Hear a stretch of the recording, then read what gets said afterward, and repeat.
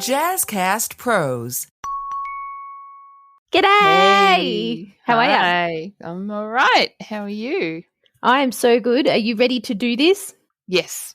So who have we got today? Dr. Talia Steed. How exciting. Yes, it was such a lovely chat to connect with her. And she has a couple of books that she's talking about and we're discussing and just finding out really cool things about that with a brilliant author. So enjoy. Yeah. Excellent. See you on the other side.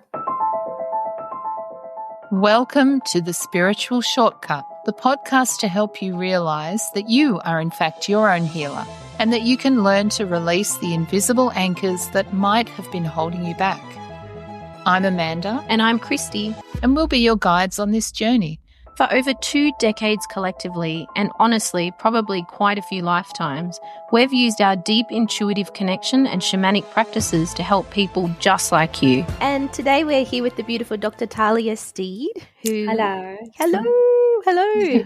And you have written, now we're hearing many books, but we're here to talk about one in particular, which we will get to that. We kind of wanted to hone in a little bit on the first book initially called Body Wisdom.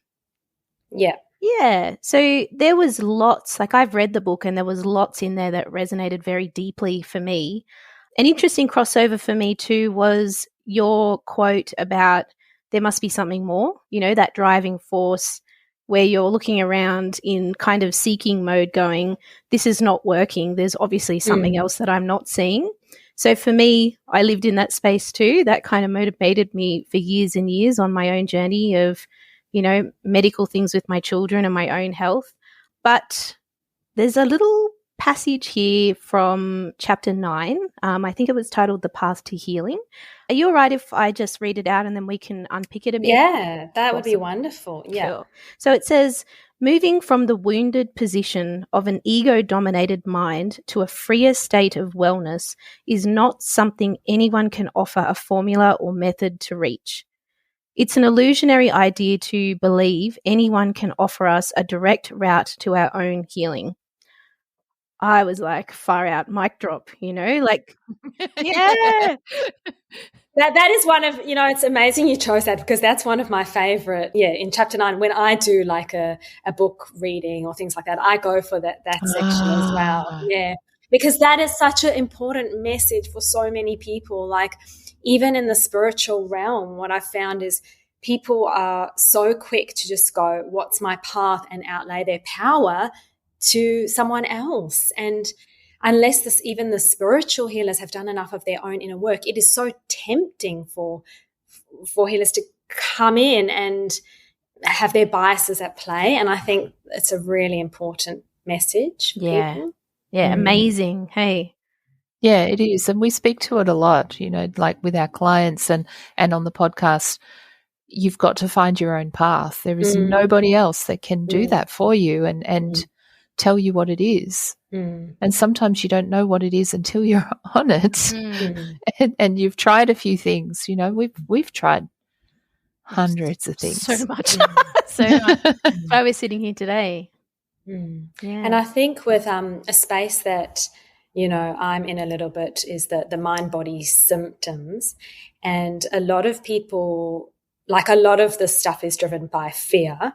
And when you're in chronic fear, you're just kind of in that activated state of quickly, like really needing that quick fix. Yeah. And I think it's, you know, when I talk to clients, they're like, keep coming back to, it's almost like stuck. Like, okay, you've told me this. Now what's my path to healing? And you have to kind of reiterate time and time again. There's no one linear approach to mind-body symptoms. Like that is the mind, body, and soul journey of resolving chronic symptoms. It's going to look so different for each person. But when that amygdala, when that fear center takes over, it's hard to get deeper.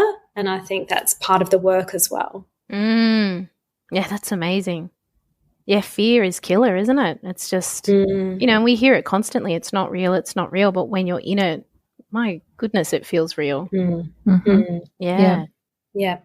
And the thing with the perceived danger or mind-body symptoms showing up is that, often there can be like a trauma or a stress that can cause the beginning of symptoms to show up in the body that are coming from a deeper level. And then that might resolve and people might do their emotional and healing work around that trauma or that set of circumstances. But then the fear becomes about the symptoms itself. So it's like, oh no, there's that bloating, or oh no, there's that migraine, and it becomes like a fear symptom cycle that then is a whole new entity, if you like, from what it started being triggered by. Yeah. And then the soul is being called to look at fear on a deeper level itself. Yeah. And that is, a human process for us all. But in this mind-body symptom, like physical symptom space, it shows up through that fear symptom cycle related to a physical health issue. Yeah. Yeah, wow. And it's fascinating because from a philosophical perspective, there's that constant message, when you look into so many different philosophers, they say it's all about know thyself. And when you do fully understand what historically you've been through and the implications of it on your physical body and your mental health as well as your physical health, awareness is key, and it goes such a long way towards actually clearing all of those various symptoms that you have. And again, every single person, twins brought up by the same parents have different symptoms, have different reasons for those symptoms. So it's really fascinating to get down the layers and understanding that every single person is entirely different and unique. And can I say something on what you said there, like with the twins, like then what many people, it's hard to like even talk to them about is, well, what has that soul brought in on a karmic or ancestral imprint? Like what have they come in with that's got nothing to do with even their current genetics or things like that, to take it even deeper, that each soul journey is in fact, so complex, and so there's some things we will never know. And to sit with that is hard as human beings. We want to know. Yeah, I'm a twin mum, and my twins are like chalk and cheese, and I have, really spent some time pondering, like, how are they so different? The same parents, the same environment, and yet, even medically, this total opposite problems. It's just like amazing. And I think the deeper perspectives on all of this is that we've all come in for a reason, and the people in our lives are there for a reason. So it makes sense that your two twins will have completely different constitutions, and because they've each come in for their own unique purpose, and together then for you guys as parents and for each other. And so it's just a whole, a web of connection, really. Amazing. Heart and big, like the human mind really struggles with that stuff, Yeah. Yeah, we want it to be simple. Yeah. And that's okay. It's good to keep things simple, but it can be so deep and complex. The paradoxes of existence. Yes. Yeah, sometimes we refer to it as the double-edged sword too, of just like, it's just, you could talk for hours on just that alone, I think. Yeah. And the human condition, one of them being that we learn to hold that level of paradox. It's incredible. Yeah. And I think, on our journeys, when you can get to that point of letting go, that there are some things I will never know. And also, I guess this comes into, I think it was more in my second book, but like knowing when you're being called to step in to do healing work, and actually knowing when you're being called to step out, because there's so many people who don't go into it, and those are probably the ones that need to. But then there's so many people who are almost trapped in it, like myself, and it's actually hard to extract yourself from doing so much inner work. You need more integration time. And I think that just came into my mind from what you were saying. It's sitting with both. You can't be in it always. That's right. Otherwise, you can get lost. You need time out of it. It's the ebb and flow of life and, rolling with the waves of energy. So the second book, you started to foray a little bit because you mentioned surrender, choosing the witness self, and the title, Illuminating the Illusions of the Ego Mind. I'm like, sign me up. Where's And I'll tell you a bit about the cover. So this is the cover of the book. So gorgeous. Okay. And how the cover came about was I had two ideas. Initially I said, maybe I'll just make it like a plain lilac because my first book is plain pink. And so that was the first idea. And then I was like, no, I want something that represents what the title's about, the illumination of, that bright light, shining the torch of awareness on what plays out. And, we all talk about the weather and the blue sky behind it as the witness consciousness. So I said to them, oh, no, I want clouds. I want clouds and like a big illuminating light. But they kind of blended the two ideas by mistake. Yeah. And when I saw the cover, when I saw all this purple, I was like, oh, that's magnificent. And so I was so happy. So that's what the cover. Nothing like I wanted, but I love it. Yeah. So that's what the cover's about. It's the witness self, choosing the witness self is choosing to sit in that sky that watches what plays out in the physical body, in the mind, in the heart, just watching. And, what I've really come to appreciate is we can have a lot of pressure on ourselves to expect when we're watching the different levels, especially like the mind, for it to be where it's not yet. And I know myself, like I still have a lot of challenges with ruminating thinking and thoughts. And, I mentioned in the second book about the OCD, that is a very difficult journey to be on. But that witness consciousness that watches, that can tell you about it is very, very strong. And what I've also found is there is a link between the two, which we can talk more about in a moment. But so choosing the witness self means we won't always be where we expect ourselves to be. But that's just mind again. That's just ego and expectation. It's just watching. So it's not about, we might still have physical symptoms showing up. We might still have repetitive thoughts, depressive thoughts, negative thoughts, sabotaging thoughts. We might still be super anxious or really depressed or whatever we are. It's just watching it. And then bringing in that loving compassion for wherever we find ourselves to be in that moment. And the more we just cultivate that witness self more and more and more, and that love and compassion for self, we're doing that's all we need to do. Because some of this is life work. Some of this is going to take a lifetime or lifetimes. So that's the key message. And illuminating the illusions of the ego mind. The ego mind might still be at play, but we are seeing through the patterns.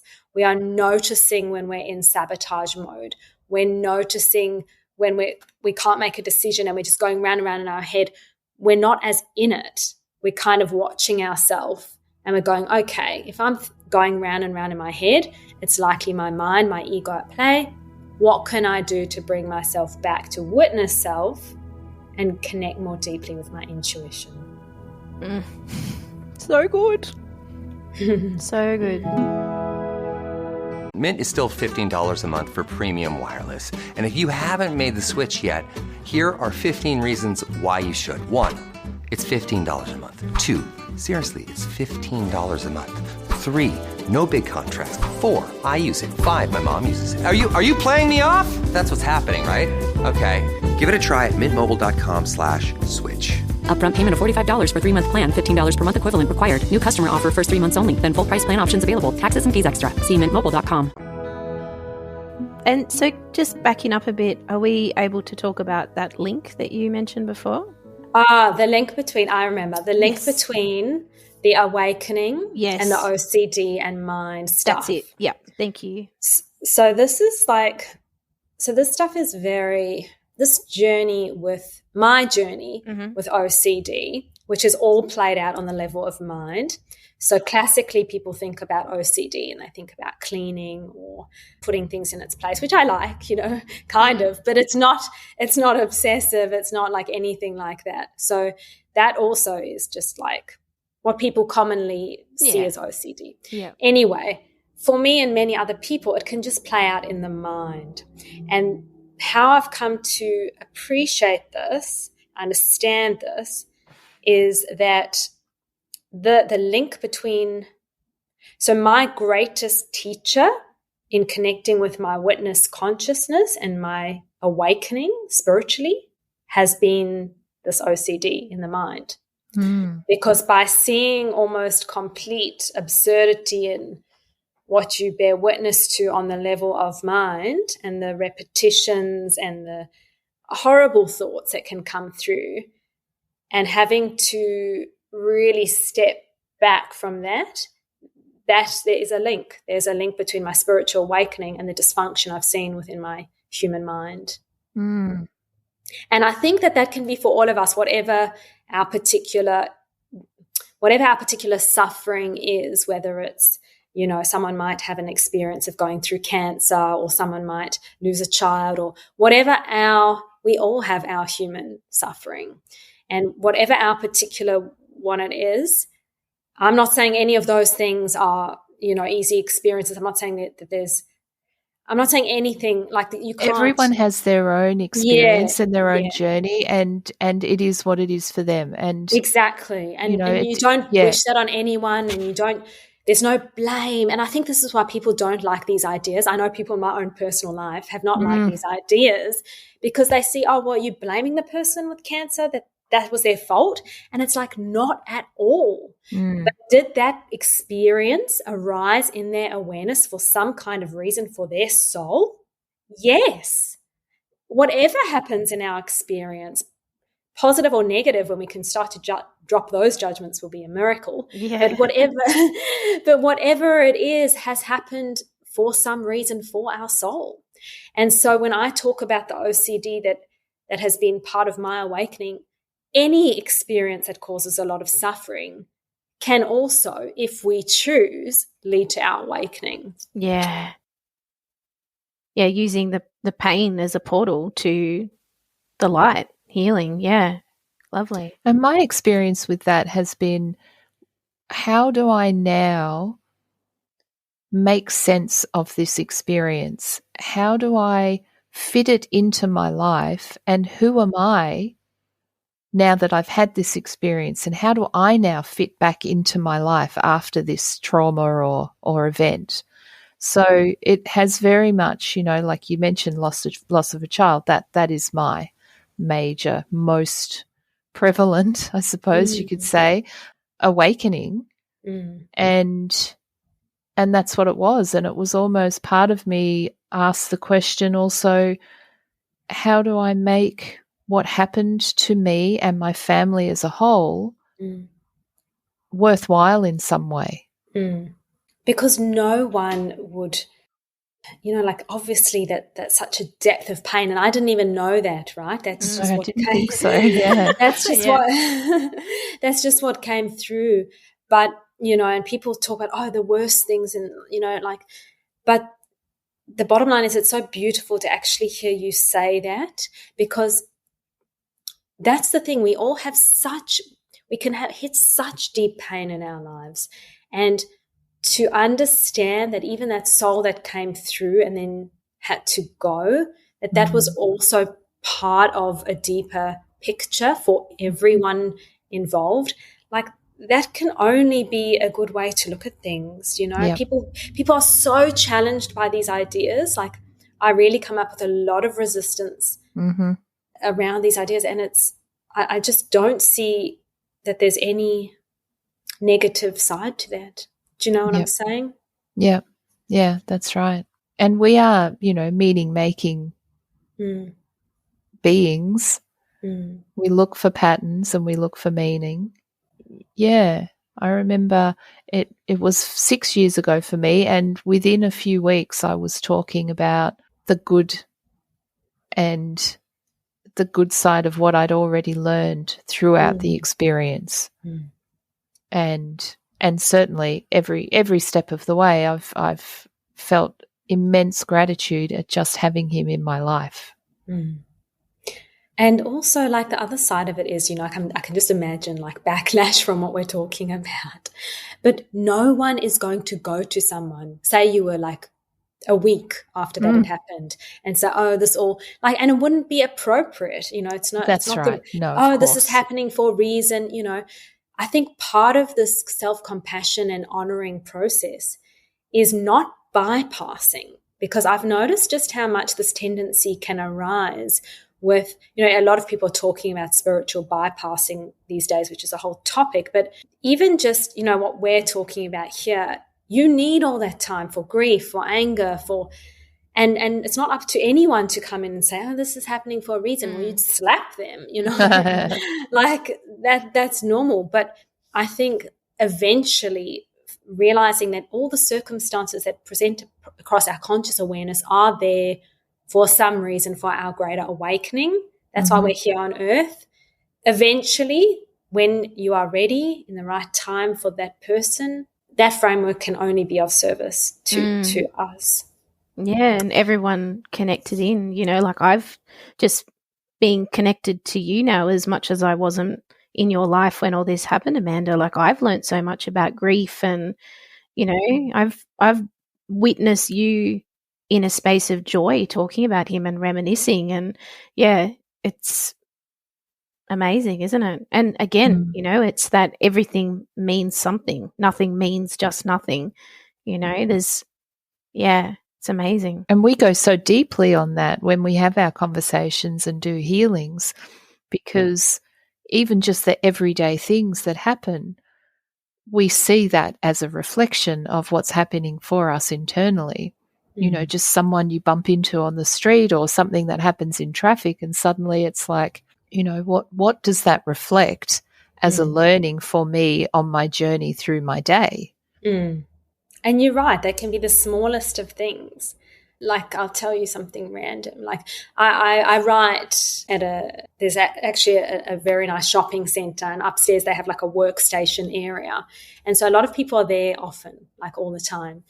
And on my journey, I'm reluctant to talk about this, but it's coming. So like, I seem to have attracted a lot of older men who, from an older generation, who have an issue with me. It's like there's something about my energy that really triggers them, okay, and makes them like a bit snappy or out of the blue. It can be random. And I was just writing, I think it was yesterday, and then I hear from behind me, it's very cold in Perth at the moment, oh, something about you wearing a new beanie or something. Now, I had never seen this. I had never seen this man in my life, and he was an old man, and he was walking along with his wife. And I just thought, and this is not an unusual experience for me, like to be walking along the street and these old men shouting out something, or whether it's like about a beanie, or whether it's about whether in summertime it's about my outfit. Everyone in Perth wears bathers and something. Like it's a very casual place, especially in summer when you live by the ocean. So, that's right. but either way, so it's not always about, I don't know, how you dress. I mean, this is a beanie. So, and when you say the small things about everyday life, it's like, well, what is the lesson? What is the meaning? And over my journey, which I talk a lot about in Choosing the Witness Self, there is a chapter called Light and Love and Being, and I'll show you there. Yes. Awesome. Yeah. And that's, I'm going to read that chapter first. Yes. That chapter is kind of about this. And for me, a big lesson has been around boundaries in my life, because I've been such a person who was like focused on light and love and altruism and being of service. But what I've bypassed is the boundary element of accountability, and where people have crossed the line, like whether they for whatever reason, they feel like they can say something to you, and that Yep. it's not just, oh, okay, poor soul, he obviously wants to be heard. Well, that's a nice perspective to come secondary, almost like we were saying about, your experience with your child. Like, these things are secondary. Like, eventually you get to the perspective of it happened for a greater purpose. But we mustn't bypass the first part. That's right. Which in your experience was grief, and to really go into the grief, to not store that as a trauma. And then for me, it's to go, well, actually, who does he think he is to just make comments about me? And how can I learn to respond in a way that puts these kind of energies in their place? Because my energy is still allowing that. That's right. Yes, that's what I was just going to say. You get to the point when you draw the boundary and stand by it enough times, people stop crossing it. And it becomes a non-event, and you go, oh, I've learned that lesson. Yes. It's over. No. So that is actually the first half. So we have decided that there was just so much in this entire interview. We split it into a two-parter, 2 episodes, twice the love. She's so great, though. It was such a blessing to be able to have this time with her. And I read Body Wisdom, and I think you've got the second book. I haven't read the second book yet. It's still in transit, so I still haven't actually got it yet. So I'm really looking forward to it. I just love talking to her. It was great. I can't wait to have her on again. We've all agreed that she would love to come on again, so that will be awesome. Yeah, and just fabulous, to hear her story and transition, from basically going into the medical world so early, and, all the learnings along the way, which, you'll hear in part 2 next fortnight. Thank you so much for tuning in to the latest episode of The Spiritual Shortcut. We'll be back on the first and third Sunday of each month to unpack, demystify, and occasionally make fun of all things spiritual. Starting with ourselves. Of course. Don't forget, those life blocks you've been tripping over are just poorly disguised stepping stones. We'll support you to laugh, leap, and maybe even do a little victory dance over them. See you soon.